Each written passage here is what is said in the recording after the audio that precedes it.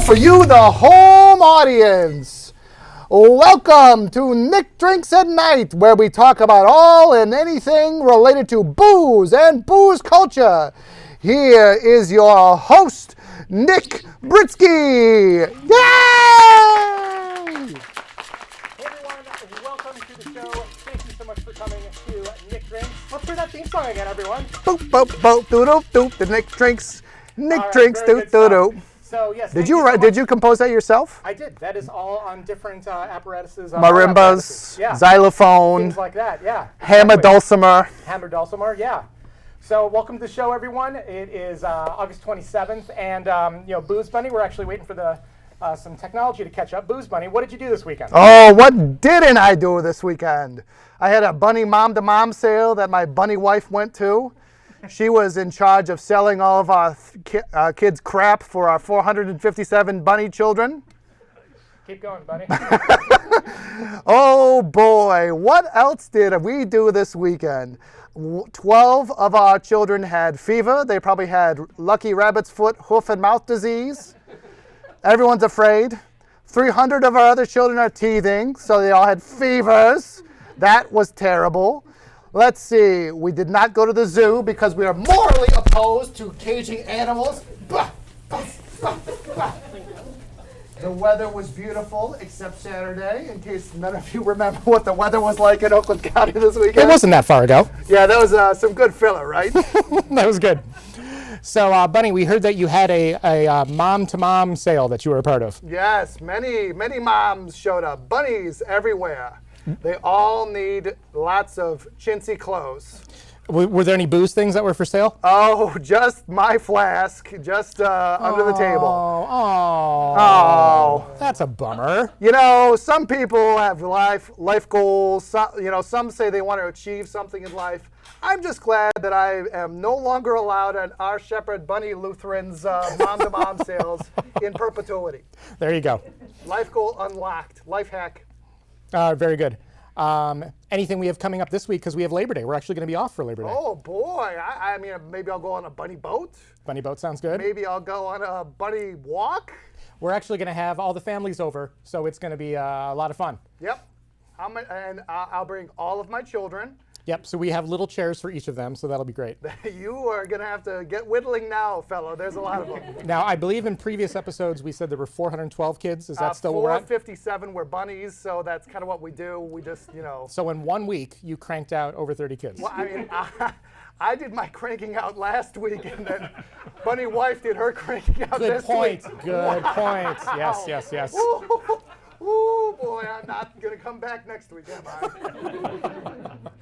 Very good. All right. Well, why don't we head on to our next segment? And we're going to look at some of the news of the week. Great. All right. Do we have anyone on the teleprompter, perchance, out there in TV land? We can fake it. We can fake it. Yeah.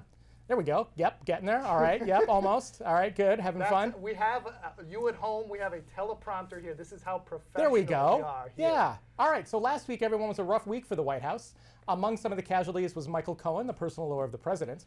And the New York Times actually reported the night before his guilty plea, he drank Glenlivet 12-year-old scotch on the rocks. That was his final drink. Do you think this was a good or a bad move for Glenlivet? That's it. Glenlivet 12. What's wrong with Glenlivet? Well, it's like a mediocre drink for a mediocre lawyer. Oh, wow. Whoa. Where's the audience? Ooh. I mean, naughty. At least it was a single malt scotch, I'm no? coming in hot this week. You are coming in very hot, yeah. So I think what was interesting about this is this something good for the brand or bad for the brand? Don't be an anti-blendist too, my friend. You know. Ooh. All right, fair enough. Blends have feelings too. That's fair, very fair point. All right, let's look at story number 2. So the first ever beer hotel is opening in the U.S., and this is by the Scottish beer brand Brewdog. It's located in Columbus, Ohio, and it's called, drumroll, The Dog House. Features 32 rooms, each with a tap and a shower beer fridge. Nick Drinks at Night will actually be interviewing the CEO later this week, and we're going to report back. Bunny, would you stay there? I guess so. How long is this place going to stay in business? Is it free beer, or do they charge you? You know, I think it's going to come down to price point, because you're obviously playing for kind of the gimmick of having this tap in your room, having a shower beer. I don't know about that. Well, let's see. Week 2. Okay, good week. Only 300 people overdosed on beer this week, down from 600 week 1. So, hey, making strides, making strides. All right. BrewDog is in the news again by announcing the launch of a paid streaming service, and this is called the BrewDog Network. It'll run original programming such as 4 Sheets, also 3 Sheets. Are You Smarter Than a Drunk Person? And their signature show, which will be called BrewDog Show, by the founders. BrewDog, we're going to keep going. We're going to keep going through that. The Cauldron, this is a wizard-themed Harry Potter bar that's going to be opening in New York City in September. It previously opened in London, and it's making its trip across the pond. All sorts of fun cocktails there. We're going to run out a little time, so we're going to look at our last segment right now, and that is the final story. Poor Michael James Schneider. He's a blacksmith design. He broke up with his boyfriend in February. To numb the pain, he built himself a new boyfriend out of empty box wine containers called #BoxWineBoyfriend, and that was born. And if that wasn't enough, on August 14th, Box Wine proposed to him. Aww. Great. Slippery slope. Now you're going to marry a box wine. Yep. That sounds terrible. Would you marry a box wine? Absolutely not. Why not? I want to talk about the BrewDog thing real quick, too. Yeah. Nick, this is awkward. So they're optioning talent for BrewDog for their streaming service. You're not a dog, you're a rabbit. But you know what? Are you breaking up with me? I've been in negotiation with them. I'm going to have to make a box rabbit. They're giving me my own show. They're into like bunnies, rabbits, no squirrels, no cats because they're dogs. Mortal enemies are the cats and the squirrels. So all right, I'm going to have to cut you off because this is running long and this is getting very sad. I know. It's been a pleasure, these 3 episodes. Thank you for being my stepping stone to bigger and better things. Get out. Get out. Goodbye. Goodbye. All right. Aw. And that is all your news for August 27, 2018. Why don't we talk about some events? So welcome to the calendar segment. This is where we're going to cover all the cool boozy events for Metro Detroit area this week. The first one up is Wednesday in a couple days, August 29th. Dragon Mead Brewery is going to be hosting a photo contest called #MeAndYourCrew, CRU. They want you to take a bottle of Armageddon Grand Cru off on crazy, bizarre, far-off locations and take a photo with it. Make sure to tag the brewery, use their hashtag, and you could win a t-shirt as well as a gift card. Winners are going to be selected after Labor Day. So, a lot of fun. Also happening on Wednesday the 29th, Bridge Street Social out in DeWitt is going to be hosting a tour of French wine. And this is with the famous Pete Weygand. Weygand? Yes, I got a nod from the audience back there. He's an importer for years of experience and has been featured in many shows, such as Wine Library TV. This event starts at 6:30 and includes a 5-course dinner with wine pairing. Well worth the trip. Wine Library TV, also Nick the college years. There was a lot of drinking that happened in college. So number 3, this is August 30th on Thursday. The first ever Tap Happy event is happening at Detroit Fleet. Each week, they're going to be featuring unique beers and serving them up starting at 11 a.m. Check it out in Ferndale, and you can see, please report back your findings. We'd love to hear what they have. So 4th event is August 31st. That's on Friday. The Village's Beer and Wine Garden of West Village, Detroit is open for business all weekend. Come and relax with a beer or a wine in a classic outdoor garden setting. Hours are posted right over here, somewhere over there. Wear your Lederhosen. It actually won't give you a discount. I just kind of want to see if you'll do it. So, yeah. Now we come to the final events. Anyone from Royal Oak in the audience? Okay, there's a decent amount of people. You know what my least favorite event of the year is? Anyone? Anyone? Arts, Beats, and Eats, yes. So starting August 31st, this goes through September 3rd, is Arts, Beats, and Eats. Join the festivities, all the music, artwork, and drinks you can consume in one sitting. The event happens in Royal Oak. It's so much fun. Remember, Nick Drinks lives in Royal Oak, and I go to sleep around 6 o'clock. So please be courteous. I need my beauty sleep. Booze Bunny, any other quick comments before we wrap up this segment? I can't wait for Arts, Beats, and Eats. Favorite time of the year, most wonderful time of the year. It's the most wonderful time of the year. What's also funny is like every corner of Royal Oak is under construction, so this is going to be a hoot. With every corner being under construction, it'll be a big hoot. All Do we have to pay royalties for that now? Go back to sleep. Okay, bye. Those are your events for the week of August. Nick Drinks at Night is going to be right back after these commercial breaks. Stay tuned as we sample some fine spirits from Coppercraft Distillery. We're going to have Marlowe Johnson and one lucky member from the studio audience. Stay tuned, everyone.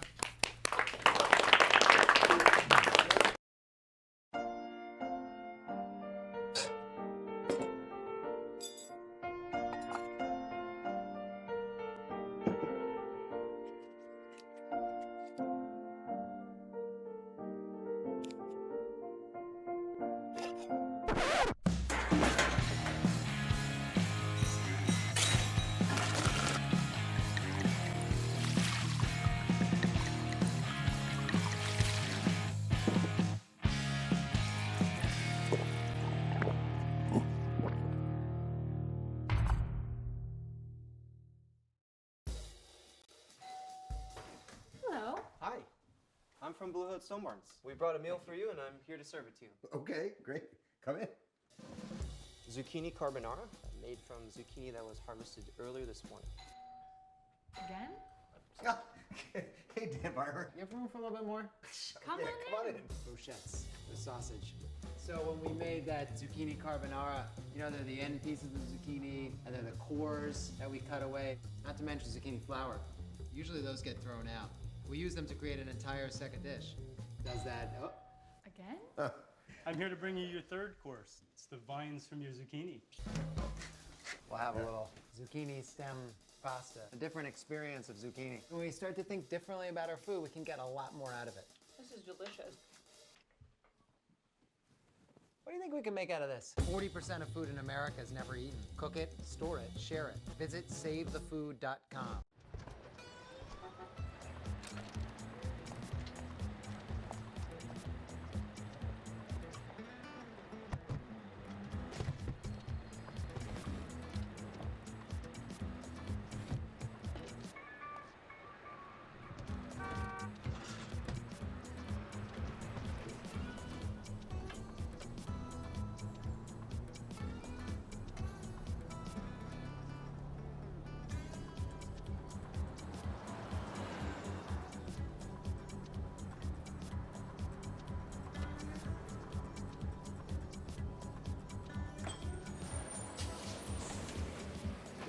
It's a short ride from your neighborhood to your naturehood.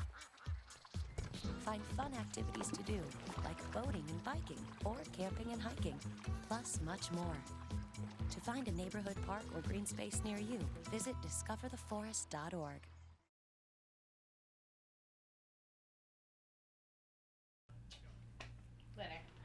Hey everyone, welcome back to Nick Drinks, where we talk about any and all things related to booze and cocktail culture. I'm your host, Nick Britsky, and now we are going to sample some products. That was a good clap. Yeah, there you go. That was the full clap. That wasn't the golf clap. That wasn't an honorary clap. So on Nick Drinks at Night, we pick one lucky member from the audience, and we have one industry professional. So we can get a true take of the products, both from a trained talent and maybe a more general talent. Not saying you're untrained. I'm not saying that I'm trained. Not saying you're trained either. So we're going to try 3 different products every week, and this one happens to be from Coppercraft Distillery, and they are actually launching live. They are launching today in Detroit. So there's a party. So you guys are missing the party. I'm so sorry.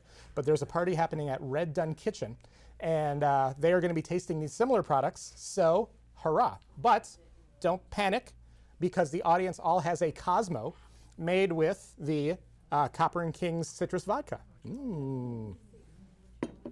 There wasn't a lot of ooze. Is it not good? Is it not good? Cosmo's not cool anymore? I thought they were cool. Do people still like Sex in the City? People still love Sex in the City, Nick. Don't be crazy. Do you like Sex in the City? All right. That's not super enticing. All right. Well, with that being said, let's start with the sample. So the first one we have is the Straight Rye Whiskey. Where's the product camera? Let's get at that right there. Ooh, look at that. That's fine. You don't have to change. All right, good. Thank you for changing. All right. So this is product number 1, and I can't read that. Product 1 is their Straight Rye Whiskey. This is 95% rye, 5% barley, and it packs a punch at 90% proof. So this this retails at $42.95, and you're going to taste hints of cocoa. You're going to taste some malt. You're going to taste some peppercorn spice, and maybe a little sweetness on the finish. So before we get to this, let's do a quick introduction. Marlowe, what do you do? My name is Marlowe Johnson, like Nick said, and I'm the head barman at Candy Bar in Detroit, Michigan at the Siren Hotel. And I also am just like, I'm a huge fan of the show. I'm so glad to be here. Oh my gosh, thank you so much. Audience, who's been to Candy Bar? Hey, okay, thank you. There you go. Okay, Please about come half and visit half. us. So please come and visit. We're going to talk more about that later in the show.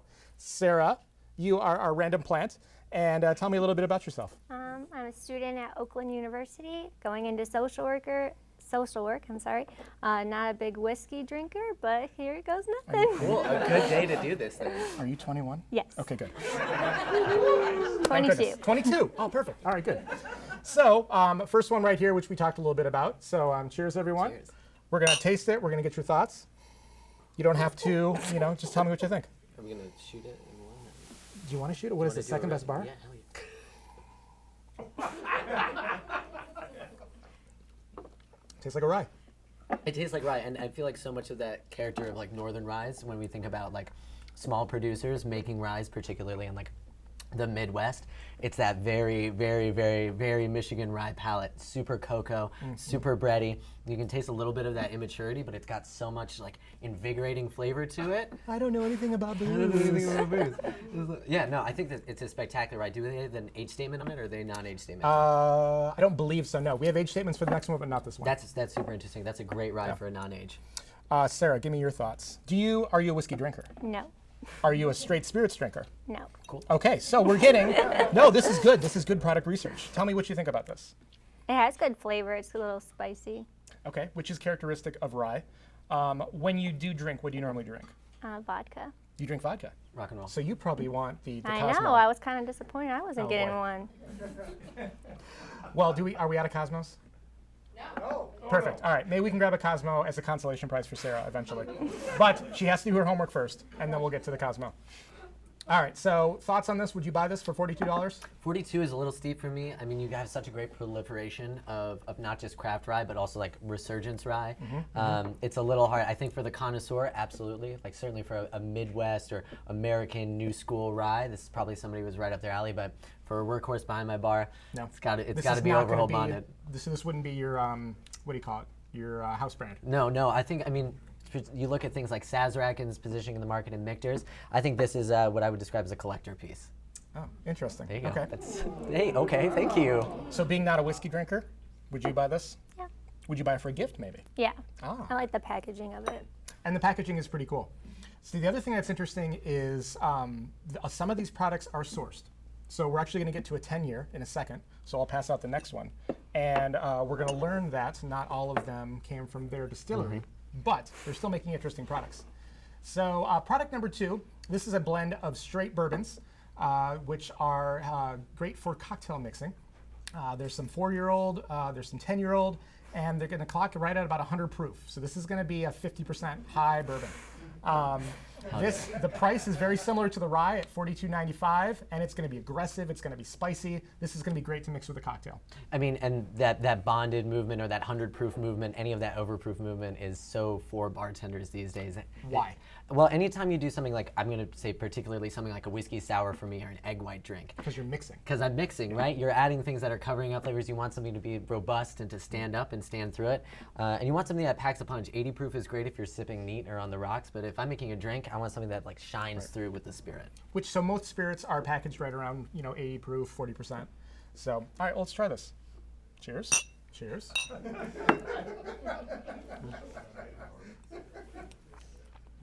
Oh, baby. Are you trying to get It's me impressive. drunk? Yeah, it's fun. But there's some good flavors in there as well. Again, there's definitely corn. Hey, there's definitely corn in there. Definitely in corn. that bourbon. Again, that like sourness that I feel like I associate with like wood aging in the north. I feel like you get a lot more of that kind of like mellow vanillin coming out of things when they're aged in slow and low climates, right? In the north, you kind of pick up a little bit more of the abrasiveness of the wood, which is good and bad. Like in a cocktail, you can super enjoy it on its own. It might not be for your smooth drinker, but I'm not gonna lie, I like it. I like anything that's 100 proof. So something we didn't talk about. So this is a Michigan product. So they're actually based in Holland. So this is kind of fun.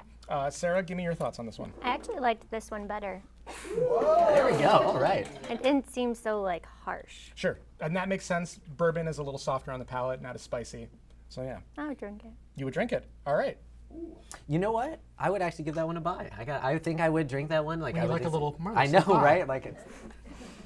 That's not a great endorsement. All right, let's move on to our final one as we get towards the end of this. So product number 3 is a 10-year-old or older bourbon, and this is their sipping whiskey. Very smooth, 97%, so a little bit less, a bit more expensive, just under $50 at $49.96. This is meant to be drink neat, so without ice. You're going to taste some sweet, some caramels, and some vanilla. Okay, cheers. Cheers. Cheers. You're surviving.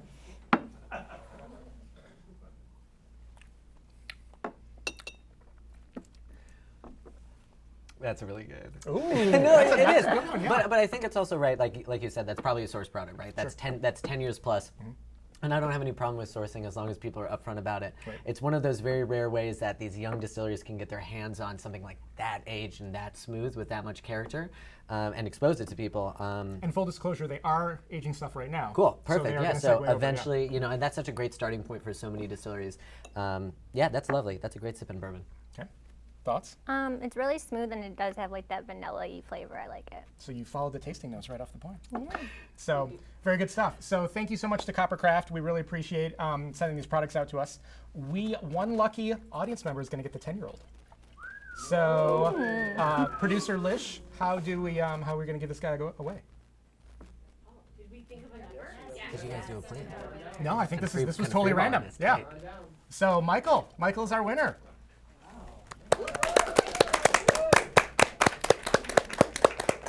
So I know it's not a wine, Michael, but Well, but I appreciate this. Thank you so much. there you go. Thank Cheers. you so much. All right, well, let's give a big hand for Marlowe and Sarah for joining us. You guys did that so great. We're going to have Marlowe back a little bit later. We're going to learn about his life story. And up next, we're going to take a field trip. So get in your school bus. I like that.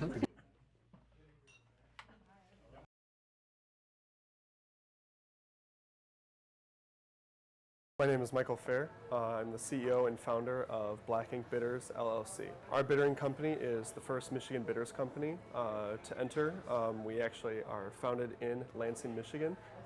We recently just launched our new product inside of the Williams-Sonoma stores. Started as a bartender. I had a lot of intrinsic motivation abroad in Europe, developing and researching flavors across seas in Spain for 6 months.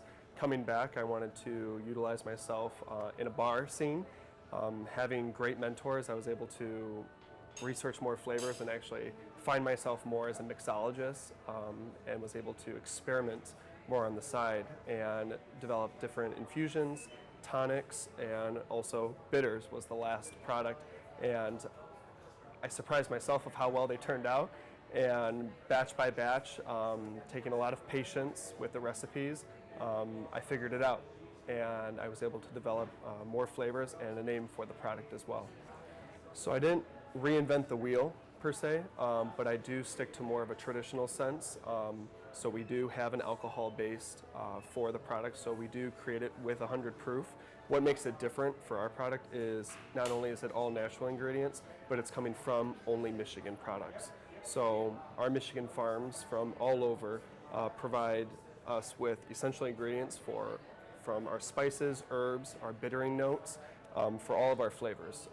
Some of our more exotic tones, like coconuts, they actually come from greenhouses within Michigan. So even though we are able to step out of the bounds of normal Michigan flavors and seasoned products, it's still coming from Michigan at the end.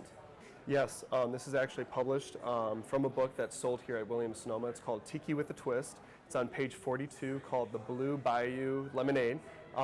We are using bullet bourbon along with lemonade, fresh lemons, agave nectar, and then blueberry vanilla bitters is our add-in to this to make the recipe full.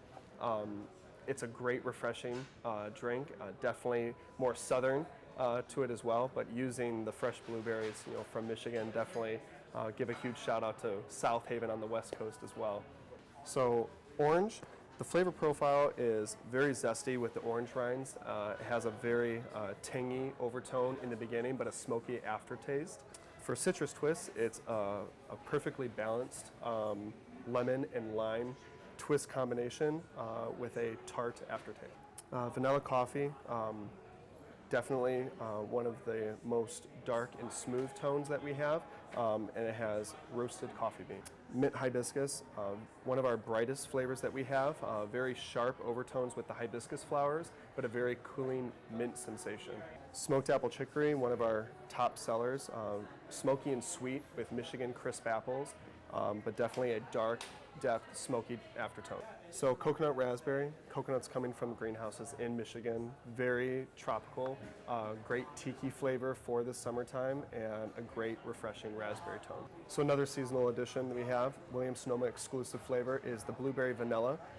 Crisp blueberries with a very warm and smooth vanilla tone. You can catch us on Facebook, Instagram, and on our website, blackinkbitters.com. We have a blog where we develop all of our recipes. We partner with different mixologists where we can actually incorporate their cocktails with our bitters as well. So from our craft Michigan cocktails to other people using our product in their cocktails, we publish both sides. All right, everyone. So thank you so much to Michael Flair of Black Ink's Bitters. You can find his products on sale on the website, or you can go to the Troy Williams-Sonoma. There's some more locations to come, so check out for that. Now for a little something different, we're actually going to have an audience lesson. Wow! So look at that demonstration. All right, so Flair Bartending has its haters and its super fans. I am a latter. I'm a fan. So you can see some of the big shows that happen in locations around Metro Detroit, but some bartenders use little subtle techniques in their everyday mixing. We are lucky to have Brian Brubaker right here, who is, yes, and we're gonna have him teach 4 members from the audience a couple tricks. So why don't we quickly introduce everyone from the audience? Give me your name. Hi, I'm Lisa. Welcome. Hi, I'm Benita. I'm Eric. Hi, I'm Amy. All right, and I'm going to pass this over to Brian, who's going to teach you guys how to flare. All right, so what we're going to do is we're going to start off right here with 1 bottle. If you guys want to just grab a bottle, spread out a little bit.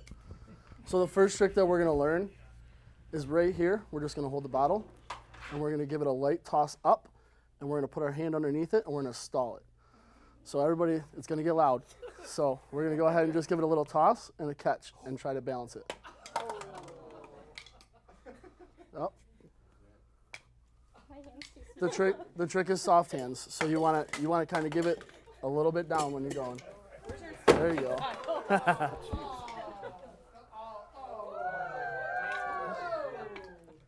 Sorry. There we go. No, you're fine. So not only are we learning how to do it, but we're also learning how hard it actually is. So when I go and do some stuff later, you'll actually appreciate it a little bit more. So we'll go ahead and try that one. Give it a couple more tries. Maybe we should have had the Cosmo after this. There we go. All right, now if anybody is feeling froggy enough, we're going to do the upgrade here. We're going to give it a little toss, and we're going to stick it out to our forearm. So you're just going to drop it right there. Can I toss it under your forearm? Yeah, onto my forearm? Absolutely. There you go.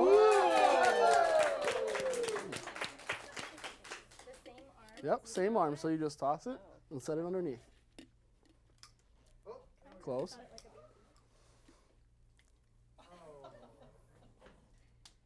I'm not quitting my day job. No, I wouldn't quit the day job, no.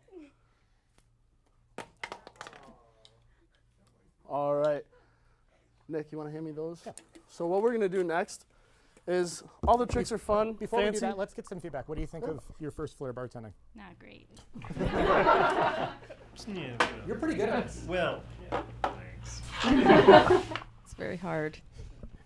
Not quitting the day job. So the one thing that we're going to learn too also here is all the flips, all the tricks are all fancy and fun, and it gets everybody excited, but at the end of the day, they still want their drink. So we're going to figure out something here where at the end of all of our tricks, we have to finish the drink. We have to pour the liquor because that's the only reason they're here. So what we're going to learn is a little flip. We're going to hold the bottle here. We call it a beer bottle grip because this is how you hold your beer bottle. You're going to hold it here, and you're going to give it a little toss to there. Wow. One flip over. and then you'll pour into the glass. There we go. So glass in one hand, bottle in the other. Now this is called a flip to pour. So you're just gonna flip it over the back of your hand. It's gonna do a rotation, and you're gonna catch it. Close. Oh! There you go.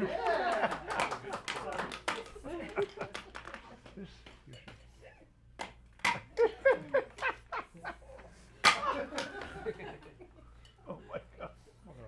There it is. Yeah. He's it.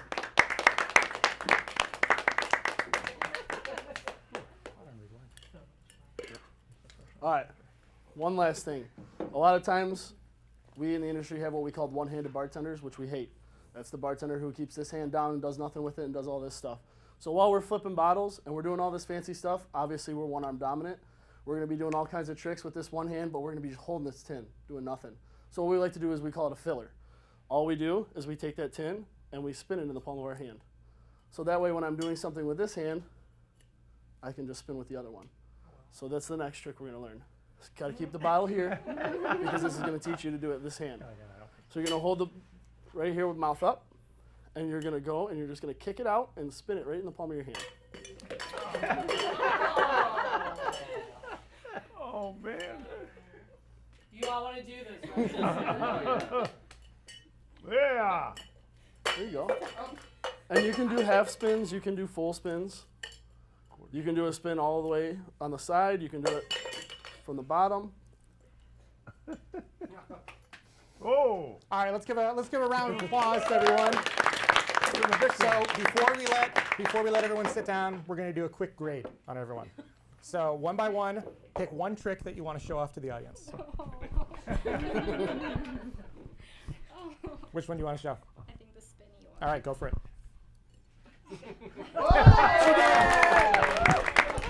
All right, next. I was going to do the spinny one, but I'll do the bottle on the floor. All right, let's do it.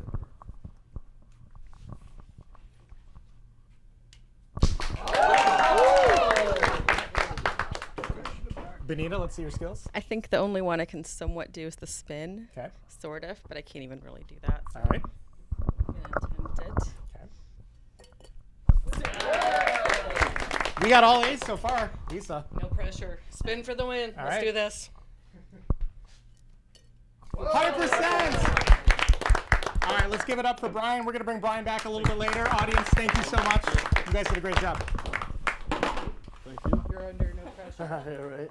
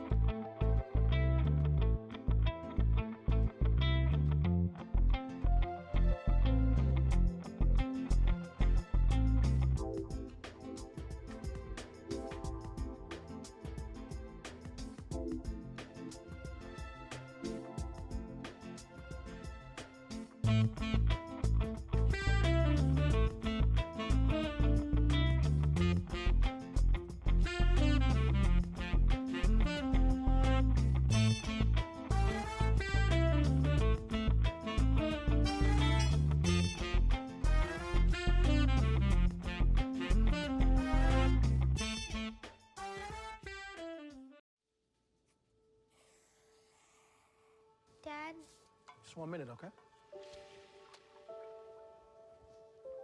Hey, Bobo, do trees tell each other stories? I'm sorry. I'm afraid I don't know that. Hey, why don't we go find out?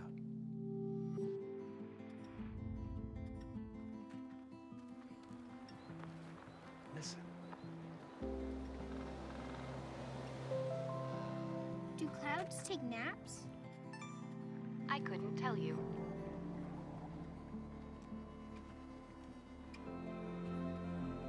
Can birds draw pictures?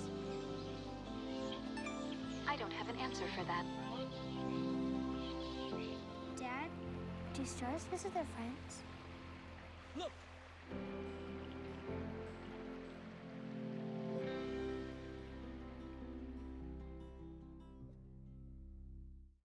Hey, look, it's those guys.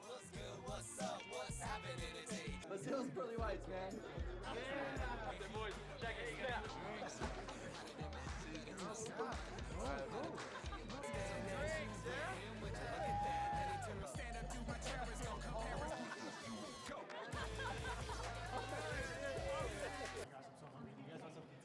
Ooh, cute. Are you good to try? I'm fine. Hey girl, what's the name? What's up? How many did you have? I should be fine. You should be. Sir, go and step out of the vehicle for me. Yes, sir. See ya, buddy. Today, Sean's got a hearing. We'll see how it goes. Good luck. So turns out, buzz driving and drunk driving, they're the same thing. And it costs around $10,000. So not worth it.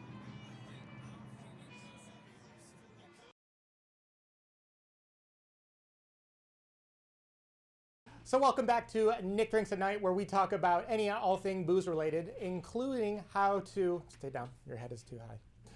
Hey, including who went to Puppet Juilliard, huh? I'm your host, Part Nick of my Britsky. performance art. Here is our high-class puppet, Booze Bunny, and we're going to make a cocktail, everyone. Wee! Yes.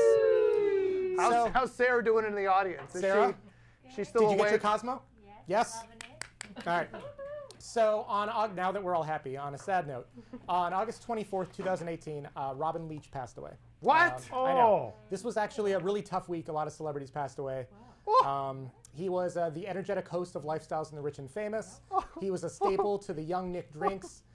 He gave everyone a sneak peek into the big houses of Hollywood and royalty. You seem very torn up about this. Oh! He made all of my aspirational wishes come true. And did any of them come true? No. Okay. So what I liked about Robin is he imagined the show as very tongue-in-cheek. He was kind of showing them off, but at the same time making a little bit of fun of them. But he gave people around the world this really something to aspire to, like Booze Money.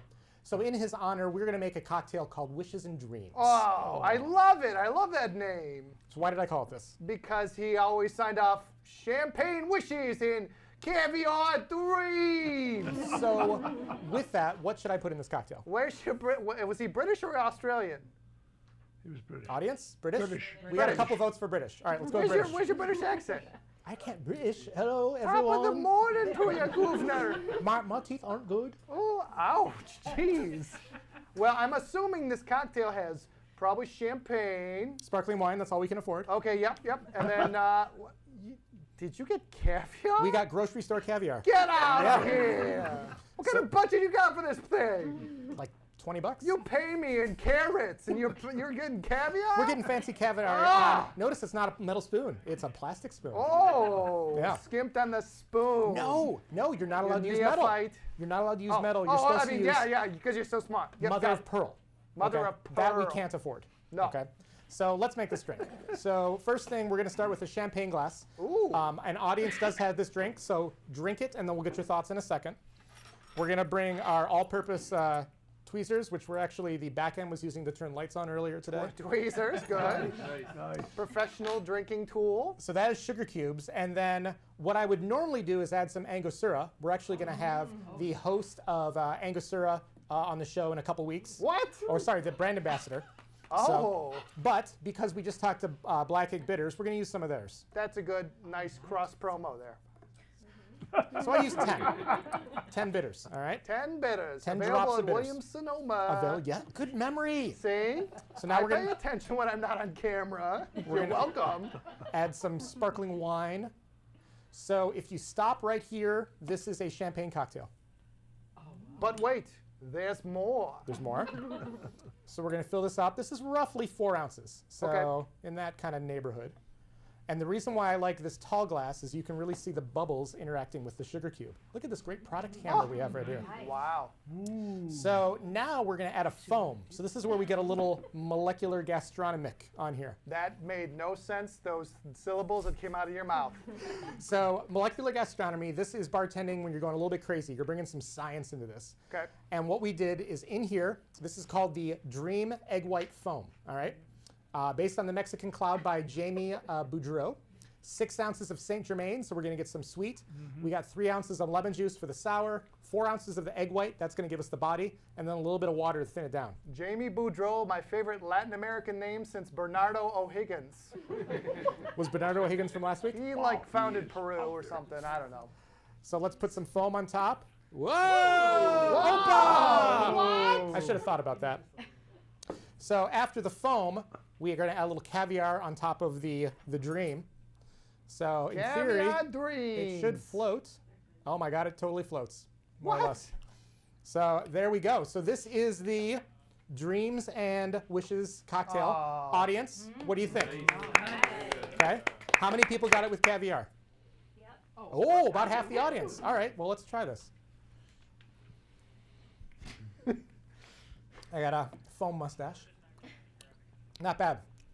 Booze Bunny, want to try it? Boop, boop, boop, boop. I guess that's my drinking sound effect.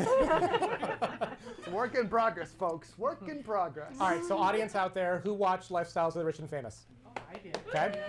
So what is the best home that you recommend, that you remember? It was years ago, right? Yeah.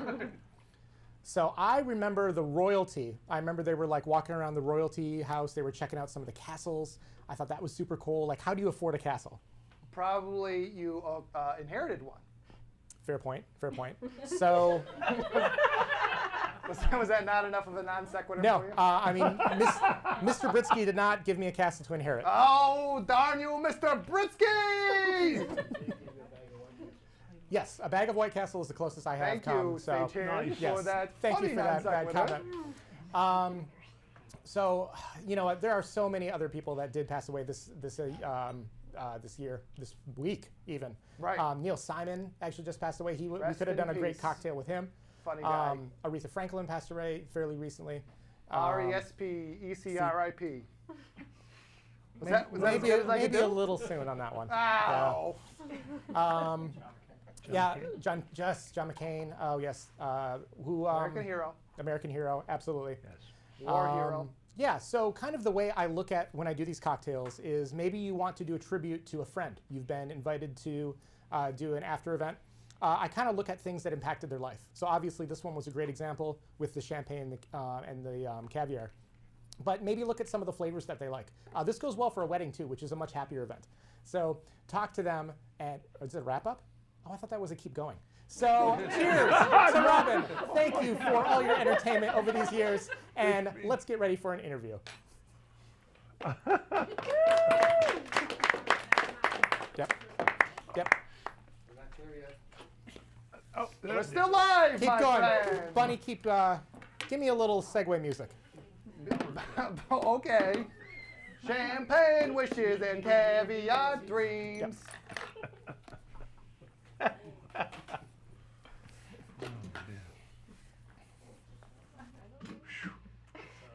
My favorite thing of public access is dead air.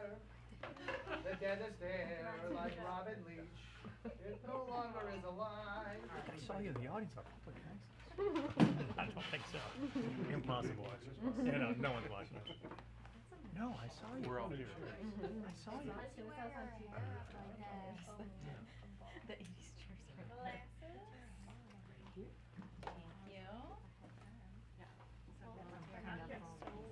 Still nursing this. I know. Bunch of alcoholics over here. Yeah, you can keep it. Bunch of alcoholics over here. I'm so stoned. What's my favorite? Thank you.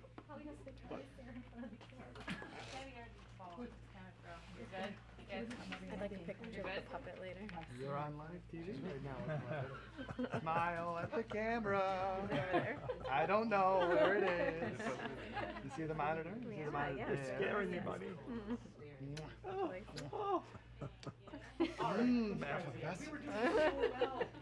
So good. So thank you so much. This is a special treat to have Marlowe on this. And yeah, we're very excited. Marlowe Johnson, one of the top bartenders of Detroit. Can I pour you a little drink? I would love a drink. Thank you, Nick. Perfect. That's the name of the show. Drinking with Nick? No, Nick. So let's start this off. How'd you get your start in bartending? I really like to think I got my start when I was like 7 or 8 years old.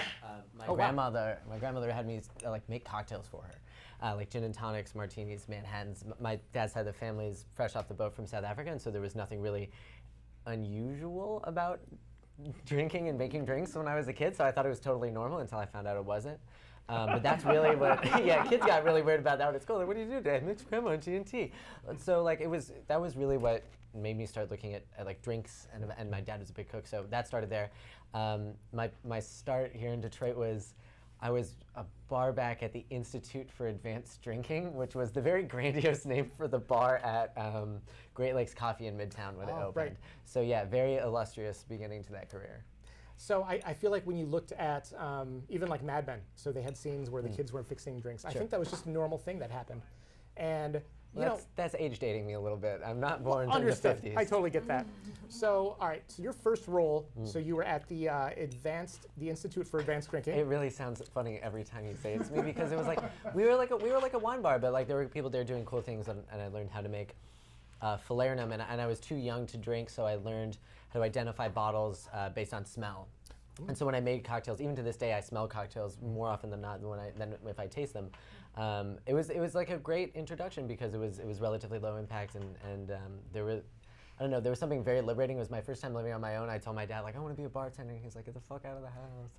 We are on public access. I think we're allowed one. That's fair. I'm so sorry. No, but so it was maybe the best first bar job I could have asked for, and then after that it got definitely more serious very quickly. Okay. But for at least a little bit there, I don't know, it was very novel and very very liberating to be behind a bar. Interesting. Who do you think taught you the most in the early careers, like in your early career? I got two father figures behind the bar for sure. I think the first is Chuck Gellish. I walked into the Detroit City Distillery on my first day, and some of the bartenders were like, are you a new bar back? And Chuck wheels out of the office. If you've ever met Chuck, big booming voice, big dude. He goes, he's a bartender, and I go, it's perfect, wonderful, thank you, because I didn't really believe it over time, and Chuck taught me so much. He had this great quote he used to tell me. He would say, you know, Marlowe, you're never going to be the strongest or the biggest. You're never going to be the oldest in the room. And despite what you may think, you might not be the smartest. Sure. So we got to make you strong in different ways. So he taught me how to drink, and I mean that in like a very healthy way. Like he taught me and took me out how to drink cocktails, how to discern bourbon, how to tell Irish whiskey apart, how to enjoy rum. He taught me my classics and my discipline. Like really, I learned kind of in the school of hard knocks with Chuck. And then Joe Robinson. I mean, Joe Rob, quite literally with no exaggeration, picked me up out of the gutter when I was 20 and spent an inordinate amount of time like training a kid how to not just to make drinks, but how to have confidence and how to talk about ingredients and about molecular gastronomy. And like the first time I had used a centrifuge and an ISI and liquid nitrogen, like that was it. You see, we're ISI. Yeah, so I'd say those two like had by far the most outsized impact on my life. So you've done a ton of competitions. A fair share, this month in particular. How has that kind of impacted you?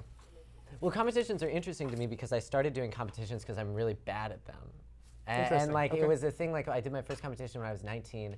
I went first, and like immediately after me was Chaz Williams, who had just gotten his advanced bartender. He was like one of 16 in America. And I was just like, oh, For man. the USBG. Yeah, I was like, this sucks. And I did so badly. I was shaking and I didn't have enough tools. It was a disaster. And so I was like, okay, this is something I want to do.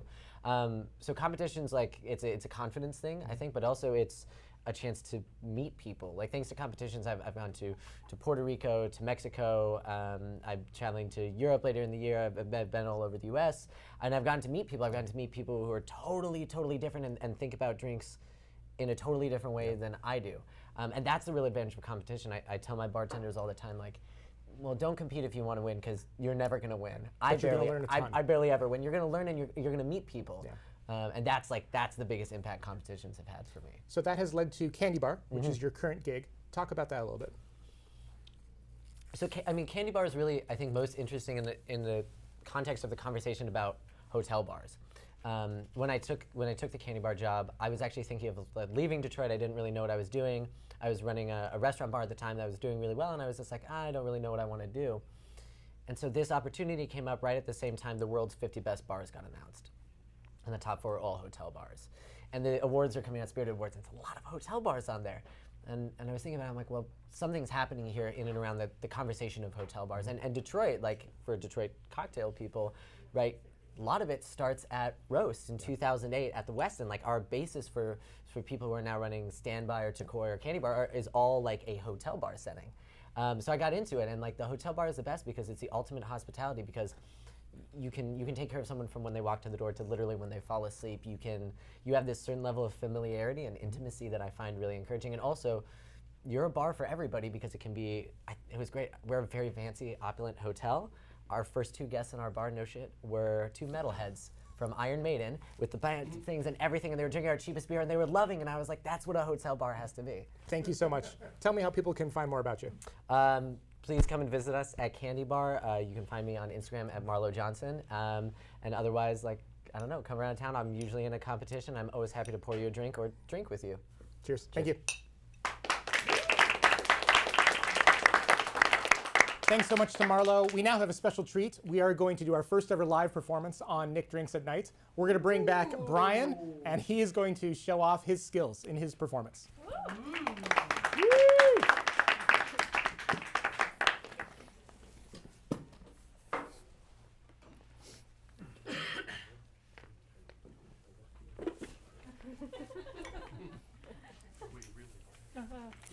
This is live TV. Brian, welcome back. Everybody loves live TV, especially when it's public access. Common misperception: your taxes didn't pay for this.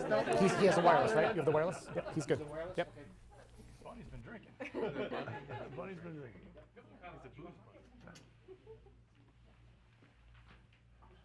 My lighting is bad over here. I'd like better lighting next time. I'm speaking specifically to my stagehand father. We got the memo on the shirts. So we have Brian so much. We are definitely learning transitions, but things are going well. So we have Brian here, and Brian Brubaker. You are a Flair bartender. Correct. And you gave us a nice piece of training to the audience. Tell me kind of what are you doing? What are your thoughts? What are you looking to do with your career of Flair bartending? So right now I work at two different nightclubs that we have right in downtown Detroit, literally about a block and a half from where Marlowe is. 350 Terrace. It's on top of the music hall, right on Madison and Brush Street. And then the other nightclub that I work at is called the Annex. It's right above Brass Rail Pizza over on Woodward and Adams. Perfect. So we're there. We're open about 5 days a week, spread out periodically. We close down the rooftop in about 4 weeks. So okay.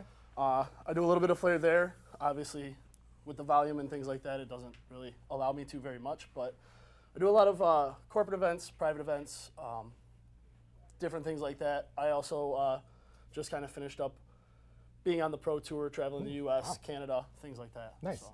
And will you take independent study if people want to come learn from you? Yeah, absolutely. Yeah, Great. I'm always, anyone can always hit me up on any social media, and I'm more than willing to help out anybody because that's how I got my start. So. Perfect. And you said YouTube was a great impact. So you saw on the bottom of the screen how to get a hold of him.